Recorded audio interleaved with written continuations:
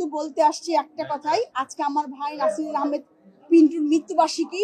এই দিনে আজকে আমি শপথ নিলাম, এটা আমার জন্য একটা বিশাল পাওয়া, এই জন্য আমি এখানে বলতে এসেছি।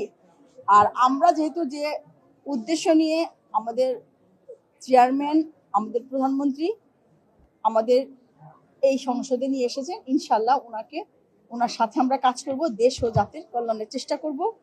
এবং মহিলাদের জন্য আমাদের শহীদ প্রেসিডেন্ট জিয়াউর রহমান উনি যখন বুঝতে পারলেন যে অর্ধেক মহিলা যদি বাসায় থাকে আর অর্ধেক মহিলা যদি পুরুষ যদি কাজ করে, একটা দেশ উন্নয়ন সম্ভব না। এই জন্য উনি সেই সময় মহিলাদের কাজের জন্য বের করে নিয়ে আসেন আমাদের দেশনেত্রী বেগম খালেদা জিয়া।